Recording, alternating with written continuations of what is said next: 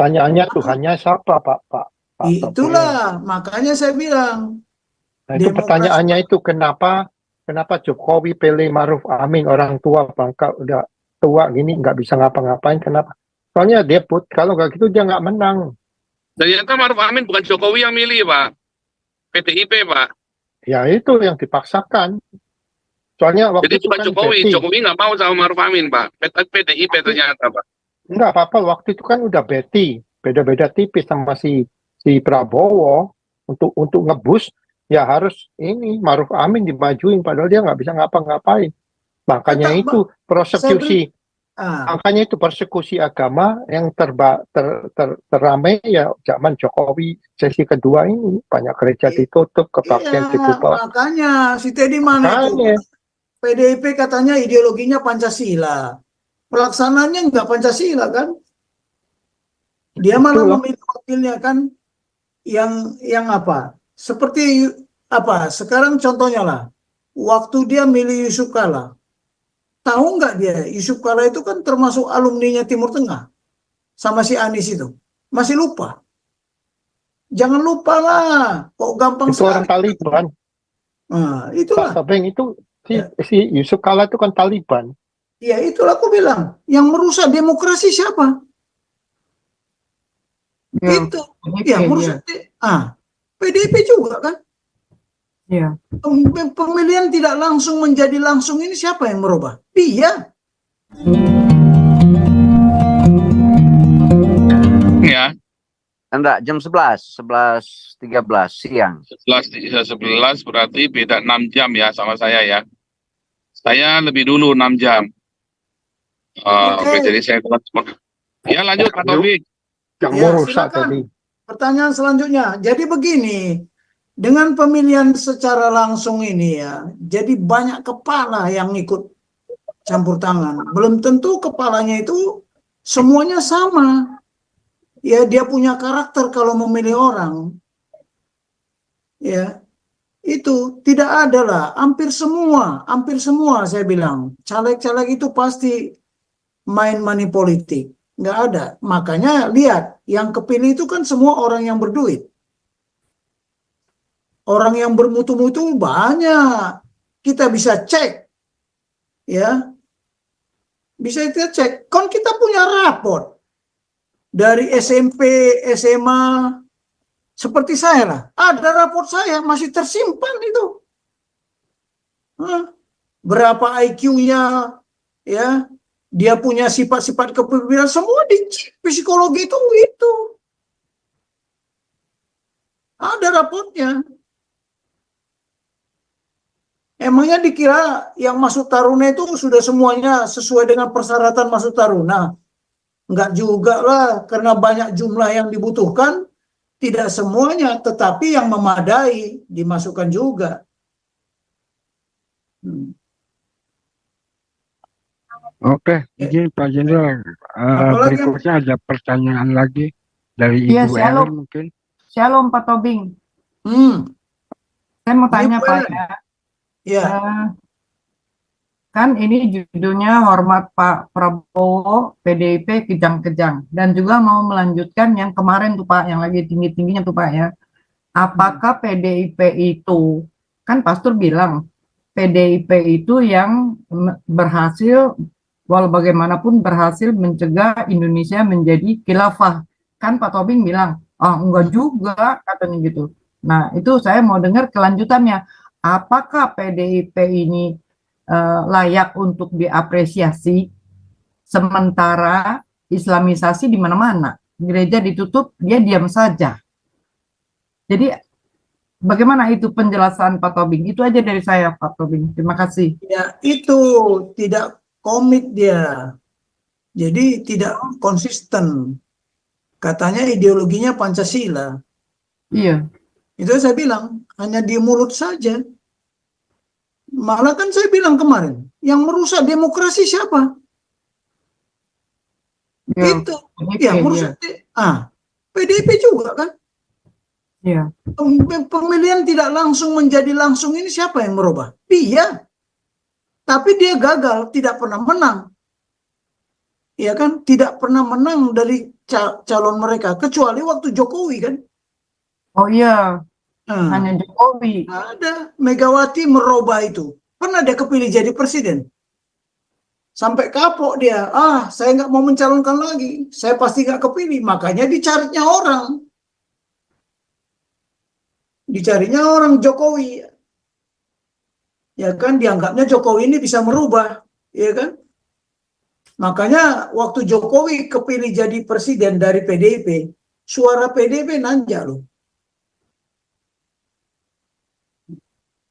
Nah, sekarang ini timbul permasalahan karena mereka mengajukan hak angket. Jadi, Kan hak angket ini tidak berpengaruh terhadap pemilu, Pak. iya, Apa tapi pengaruh? hak angket itu bukan kepada hasil pemilu, tapi menjatuhkan mau Jokowi. memasukkan presiden. Ini ya, saya udah siapkan juga ini hak DPR untuk menjalankan tugas dan fungsinya, khususnya terkait pelaksanaan fungsi pengawasan. DPR dibekali 3 hak, yakni hak interpelasi. Ini dulu yang harus diapakan. Yang pertama ini, dia meminta keterangan.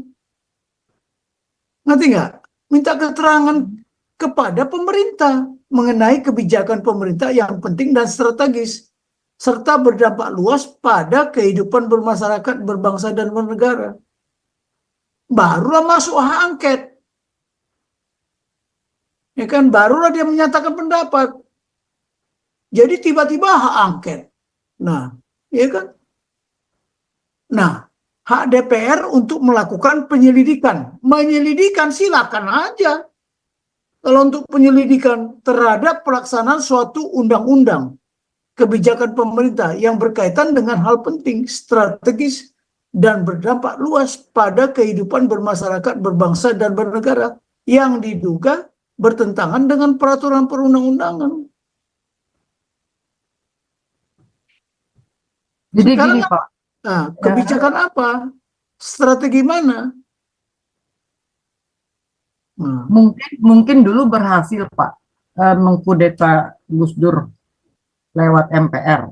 Nah, karena ya, berhasil, makanya sekarang dicoba diulang lagi gitu tuh, lewat angket DPR. Kemungkinan kan begitu, Pak. Kalau yang pertama sudah berhasil, kedua kali kemungkinan berhasil juga gitu. oh lain kalau waktu waktu Pak Gus Dur. Gus Dur. Gus Dur itu tidak dipilih secara langsung. Iya, melalui MPR. Iya, dia memegang mandataris dari MPR. MPR waktu itu Amin Rais kan? Iya. Iya, diketok palu lah. MPR yang berhak. Nggak tanya dulu, nggak apa dulu. Pokoknya dibilang dia melanggar gara-gara bikin rencananya membuat darurat militer itu kan. Jadi Tidak. kalau dibilang PDIP itu yang apa menggagalkan tetap menjaga Indonesia dari khilafah, kurang tepat juga ya, Pak ya. Ya tidak. Karena semakin banyak daerah yang diislamisasikan. Ya. Dia diem aja gitu. Begitu ya, Pak Taufik? Mungkin begini Bu Ellen, memang niatannya menjaga Indonesia agar tetap Pancasila dan demokrasi, tetapi kemampuannya sudah berkurang. Mungkin begitu aja kali ya. Oh ya, bisa Keinginannya besar, tetapi semuanya udah nggak ada lagi. kalah power ya. Karena terlalu sibuk dengan politiknya, bukan sibuk dengan cita-cita awalnya, tetapi dengan intrik-intrik internal mereka sendiri kan. Macam Demokrat kan, si SBY ini kan partai yang Demokrat, ya kan, sampai dengan intrik-intrik perpecahan di internal kan. Iya. Kalau saya rasa sih begitu ya, karena tadi yang Bu Ellen bilang, kalau sekali berhasil, mau yang kedua nggak bisa. Dalam teori marketing, kalau kamu sekali berhasil, yang kedua nggak bakal berhasil. Orang sudah tahu, dia harus ganti cara. Aturan mainnya beda. Sekarang begini, Iya. coba. Iya, aturan mainnya Momentumnya beda, harus ganti cara. Kemarin Bisa begini, dipakai nanti 100 tahun kemudian bisa dipakai. Tapi dengan momentum yang sama, gitu kan? Harus cari momentum. Marketing kan juga begitu kan? sekarang Jangan kan pakai cara yang sama dua. sekarang, maaf ya, sekarang MPR nggak bisa menjatuhkan presiden. Dia sama kok statusnya sama lembaga DPR sama. Jadi dah habis. Nah, DPR pun tak bisa menjatuhkan presiden. Memang aturannya berbeda karena dipilih langsung, ya powerful lah si presiden ini kan. Ya sekarang kalau dibilang suara rakyat, suara Tuhan, kan itu persoalannya sekarang. Rakyatnya Jokowi yang memilih dia berapa banyak? Nggak bisa seperti tadi mewakili, nggak ada. Siapa bilang dia mewakili, mengatasnamakan itu namanya. Pertanyaannya Tuhannya siapa, Pak? Itulah, makanya saya bilang. Nah, itu pertanyaannya itu kenapa Jokowi pilih Maruf Amin, orang tua bangka udah tua gini nggak bisa ngapa-ngapain, kenapa? Soalnya dia kalau nggak gitu dia nggak menang. Ternyata Maruf Amin bukan Jokowi yang milih, Pak. PDIP, Pak. Ya itu yang dipaksakan. Soalnya waktu Jadi itu bukan kan Jokowi, Betty. Jokowi nggak mau sama Maruf Amin, Pak. PDIP ternyata, Pak. Enggak apa-apa, waktu itu kan udah Betty, beda-beda tipis sama si Prabowo untuk ngebus ya harus ini Maruf Amin dimajuin padahal dia nggak bisa ngapa-ngapain. Makanya itu persekusi agama yang teramai ya zaman Jokowi sesi kedua ini, banyak gereja ditutup, kebaktian dibuka. Makanya si Teddy mana itu? PDIP katanya ideologinya Pancasila. Pelaksananya nggak Pancasila kan? Dia malah memilih wakilnya kan yang apa? Seperti apa? Sekarang contohnya lah, waktu dia milih Yusuf Kala, tahu nggak dia Yusuf Kala itu kan termasuk alumninya Timur Tengah sama si Anies itu, masih lupa?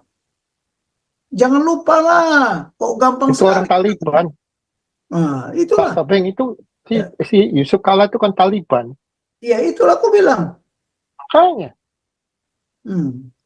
Jadi kita harus meritukan mengapa dia nggak berani nasional. Sekarang buktinya Prabowo nasional sama nasional, iya kan? Udahlah, kita ini rakyat ribut di bawah, nanti di atas rangkul-rangkulan mereka itu. Makanya. Ya kita cuma bisa sembahyang, berharap aja Pak Tobing DPR Ya, isinya pelawak penyanyi Pak Tobing, pelawak itu, si Komeng itu bisa masuk ke DPR itu gimana coba? Nah, itu Komeng itu Pak Tobing menang tanpa bagi-bagi uang loh, Komeng itu Pak Tobing, cuma modal foto miring doang. Ajaib itu. Tapi dia memang sudah terkenal, makanya pemilihan langsung ini lebih mengutamakan apa ya? Saya bilang lebih banyak yang populer daripada yang istilahnya tidak populer tapi mumpuni. Ya. Mumpuni. Yakinkah Anda dia tahu Pancasila, tahu dia Undang-Undang Dasar Konstitusi itu? Yang penting bagaimana menjabarkan konstitusi itu menjadi strategi, menjadi kebijakan, ya. Nah, di buku saya nanti, Pak Paul, ini akan saya jelaskan semua. Mengapa konstitusi itu yang dijadikan landasan semuanya? Landasan berpikir, landasan bertindak, semuanya di situ. Karena saya bilang, gampang sekali sebenarnya. Cuman mereka nggak tahu. Ya, ada 5 tugas. Ada 5 perintah konstitusi yang harus dilaksanakan presiden. 1. Melindungi segenap bangsa Indonesia. 2. Melindungi seluruh tumpah darah Indonesia. 3. Memajukan kesejahteraan umum. 4. Mencerdaskan kehidupan bangsa. 5. Ikut melaksanakan ketertiban dunia berdasarkan perdamaian abadi dan keadilan sosial. Nah, sekarang pertanyaannya, kalau dia mau menyusun program, menyusun strategi dari melindungi segenap bangsa Indonesia itu, apa yang dilakukan? bagaimana kebijakan, bagaimana strategi, bagaimana program melindungi segenap bangsa dalam menghadapi setiap ancaman. Setiap ancaman militer, ancaman non militer itu dianalisa. Ada kemampuan menganalisa mereka. Dari mana ilmunya? Sekarang saya tanya. Dari mana? Itu dianalisa coba. Melindungi segenap bangsa Indonesia dari ancaman militer. Oh, itu ada intelijen di situ. Siapa lawan? Siapa yang calon lawan? Siapa yang melakukan tindakan-tindakan yang berlawanan? Loh, itu harus. Belum lagi ancaman non militer. Bukan kita barusan dia diserang wabah COVID-19 untang-panting semuanya. Menyangkut ke ekonomi, menyangkut semuanya. Ya, melindungi seluruh tumpah darah. Bagaimana sejengkal tanah tidak dikuasai oleh asing. Loh, sekarang tanah udah dikuasai oleh asing. Ya, ini siapa yang mengerti tentang itu? Menganalisa aja perlu ilmu yang tinggi loh. Sehingga dia bisa membayangkan apa yang akan terjadi di akan datang. Punya ilmu nggak dia? Futurologi. Coba. Ini banyak. Jadi seorang presiden harus kompetensinya ini. Kalau dia tidak punya pembantunya, siapa pembantunya? Siapa pembantunya? Coba kita buka forum lah. Pembantu-pembantu ini tahu nggak dia? Tidak. Saya yakin lah. Saya bisa melihat bagaimana mereka menjabarkan program-programnya sudah tahu saya. Iya. Sekarang mencerdaskan kehidupan bangsa ada nggak dengan kaitannya dengan melindungi segenap bangsa Indonesia? Jadi bagaimana kelima tugas itu saling terkait, saling berjalan bersama-sama. Nggak bisa satu aja. Melindungi segenap bangsa Indonesia diperlukan kekuatan manusia. Kalau manusia Indonesia ini stunting, kelaparan, bagaimana kuat melindungi itu? Memang 5 tugas itu tidak bisa berdiri sendiri. Cobalah. Contoh kemarin saya lihat bahwa untuk melindungi segenap bangsa Indonesia dari bahaya kelaparan, dari mati kelaparan. Kan Prabowo bilang apa? Saya melihat orang mati dengan mata kepala saya sendiri, mati kelaparan. Coba. Gimana kuat negara bangsa ini? Nah, sekarang saya melihat ini udah aneh. Ya. Orang yang di desa sana, yang kuat-kuat badannya, nggak bisa masuk tentara sekarang. Sulit dia masuk. Sampai 3 kali testing nggak masuk-masuk dia. Coba, kenapa? Kalau orang yang hidup di kota ini udah nggak begitu kuat. Bayangin aja, pergi naik mobil, ya kan, pulang naik mobil. Jadi sekarang udah nggak bisa lagi kita bayangkan apa kekuatan kita benar-benar kekuatan yang sejati yang kita tampilkan di negara ini. Saya kira belum tentu juga. Jadi bagaimana kita mempunyai sumber daya manusia yang hebat kalau makan aja masih kelaparan? Saya beritahu, Napoleon pernah bilang dulu, prajurit itu merayap di atas perutnya. Kalau perutnya kempes, nggak makan, bisa dia melaksanakan tugas. Itu aja lah. Kalau perutnya gendut, lebih repot lagi, Pak Tobing. Iya kan? Kalau tentara itu kan sudah diatur, nggak ada yang gemuk itu kalau di akademi militer. Bagaimana habis makan dia lari, ya kan? Iya. Contoh seolah sekarang pendidikan. Kemarin kan si Anies visinya pendidikan gratis. Kalau si Ganjar internet gratis. Si Prabowo makan gratis dan susu gratis. Ya kuncinya memang sumber daya manusia lah. Jadi kalau semua gratis, Pak Tobing, kalau semua gratis ya jadi komunis saja. Negara komunis semua gratis. Nah, iya, makanya kan kita membanding-bandingkan. ideologi apa yang cocok kita pakai. Tapi kan dari komunis itu ada juga yang kita ambil. Keadilan sosial bagi seluruh rakyat Indonesia. Itu kan diambil dari ideologi komunis. Sama rasa, sama rata. Sama rata, sama rasa. Ya, ringan sama dijinjing, berat sama dipikul. Itu harusnya kan. Tapi itu kan satu sila saja. Cuman komunis tidak berdasarkan ketuhanan yang Maha Esa. Nah, komunis Cina itu sistem satu partai. Jadi mana yang lebih baik? Seperti kita ini, multi partai dengan satu partai. Ternyata 78 tahun negara kita ini masih banyak yang miskin. Seperti mereka dulu tidak, ya. Dia merdeka tahun 49. Saya mengikuti sejarah bagaimana militernya berkembang itu. Pakaiannya masih pakai belacu, bukan seperti sekarang. Pakai belacu, bahkan diremehkan oleh Amerika. Setelah 50 tahun dia merdeka, ya ulang tahun emasnya, dia pamerkan semua kekuatannya. Wah, pening Amerika panik. Nah, itu.